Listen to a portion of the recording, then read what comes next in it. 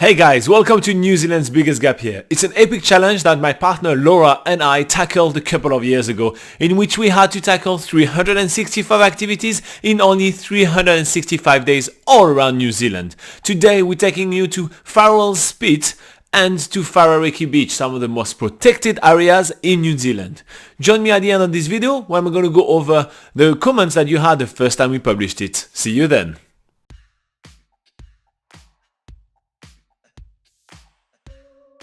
This is probably our earliest morning to date. We are awake way before 5 AM and we joined the team from Farewell Spit Eco Tours on a journey toward Farewell Spit, which is the top of the South Island. Yeah. We are going on the tour so early because we have to play by the tide's rules. We have to make our way toward the end of the spit where there is a stunning lighthouse before the tide starts coming back, because then after we have to make our way back. So we joined Paddy very early for a stunning sunrise drive on the longest spit of New Zealand, which is absolutely awesome. And soon enough we arrive to the long-awaited lighthouse.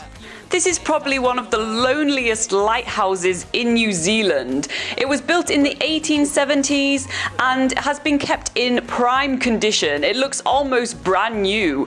So as we're walking toward the lighthouse, Paddy is telling us of the history of this place and how the lighthouse keepers that used to live here had a very isolated life.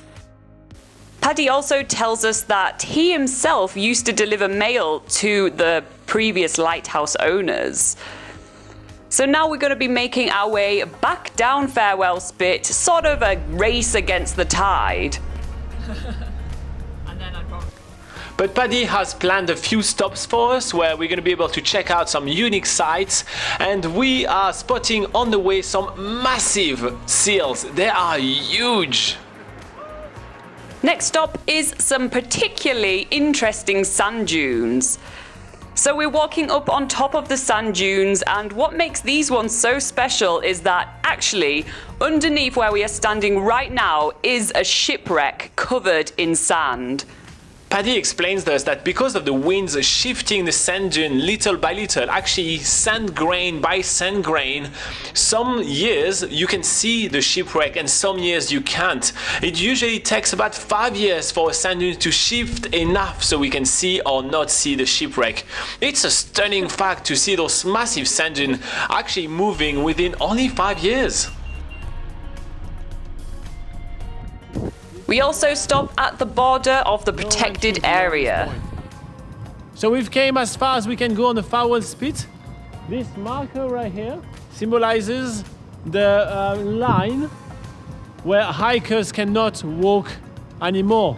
The rest is a protected reserve. It's actually more protected than most national parks in New Zealand. And the only way to get further on that point to get inside that bus over there with Paddy and make your way all the way up to the lighthouse.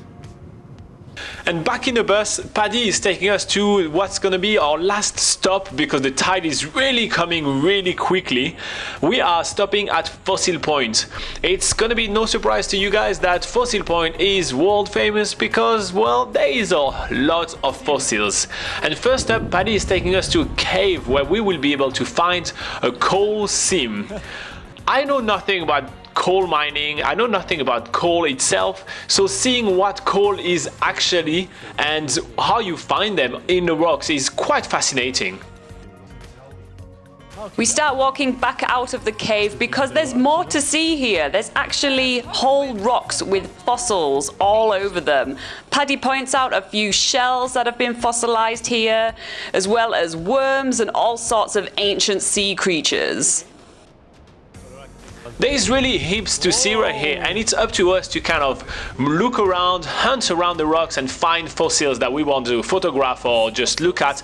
And we can ask Paddy about almost each of them. We can ask, hey Paddy, what is that? And he will know each of them. It's crazy.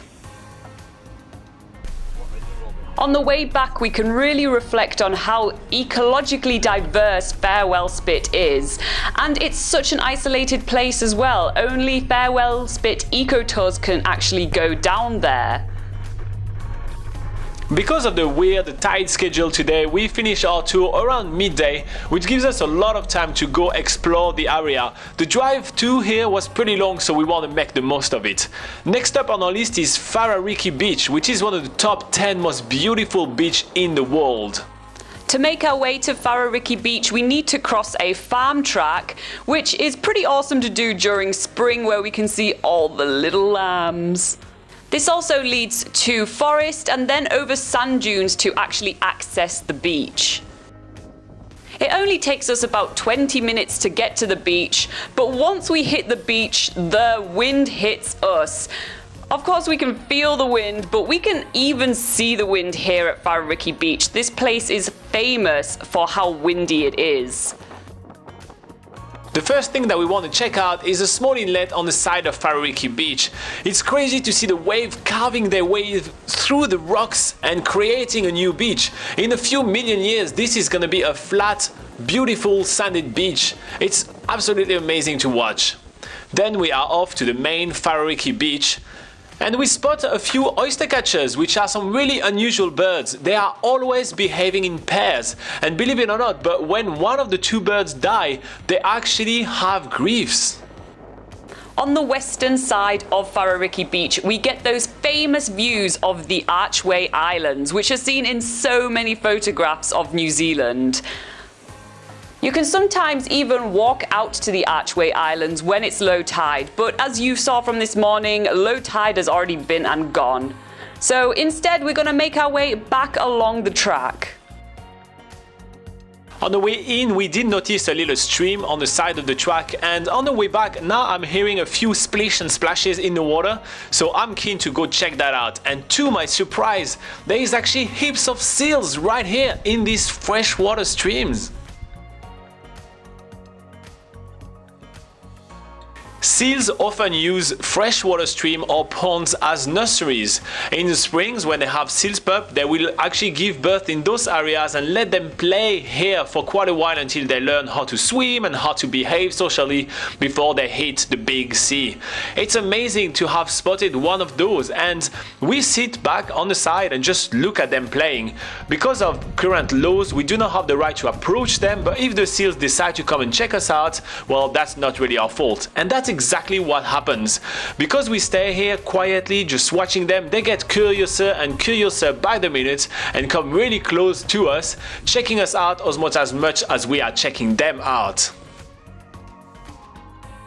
And these seals are ridiculously cute. I mean, just look at the size of their googly eyes. They are so curious of us, and we just can't help but just stare at them all day, playing with each other, and they're staring at us quite a bit as well. Every time that we're trying to leave, the seals are doing more tricks and they're cuddling each other and just doing some really cool things that makes us want to stay even longer. We find it impossible to leave these guys. I mean, how could you say no to those little faces?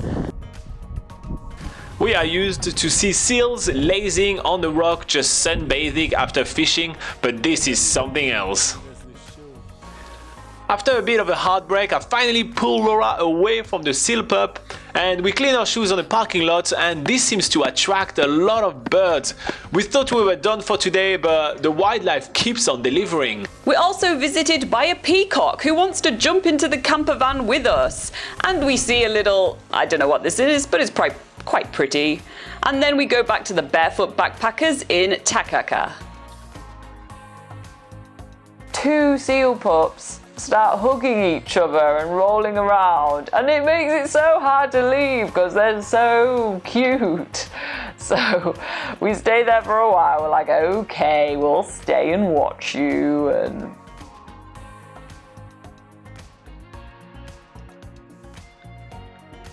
Alright guys, so a lot to unpack in this video. As you can see, there is really a lot to see during this tour, and it's kind of a tour that a lot of people don't do when traveling around New Zealand because the Golden Bay Area is a little bit more remote than the main itineraries.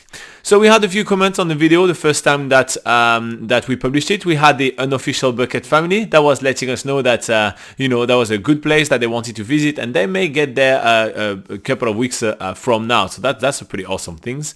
We had Ruth that is actually commenting that the video is awesome, and she says she did the tour to Farrell Spit Lighthouse a long time ago.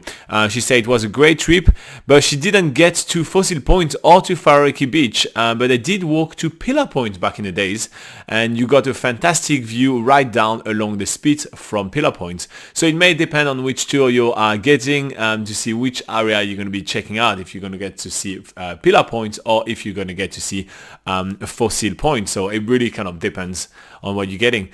We also had Rebala that visited the beach a couple of weeks ago, and she said it was a very fascinating beach, and she said she visited it because we showed it to her on the video. So that's really awesome. We're really happy to show you different things to do in New Zealand. That's the whole point of this channel, so we really love it.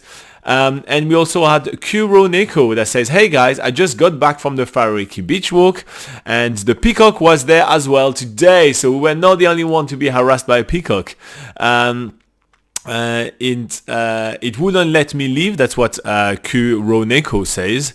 And she says, thanks for the video. I will never have found out about this walk if it wasn't for you guys. So awesome. Really happy to know that we are showing you guys things that you may not be aware of in New Zealand. That's the whole point of the entire channel, as I mentioned.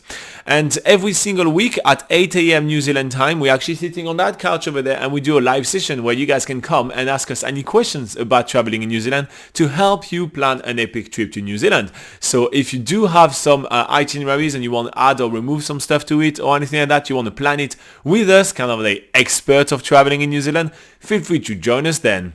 In the meantime, stay safe, keep watching, like and subscribe, because I kind of have to tell you to do that.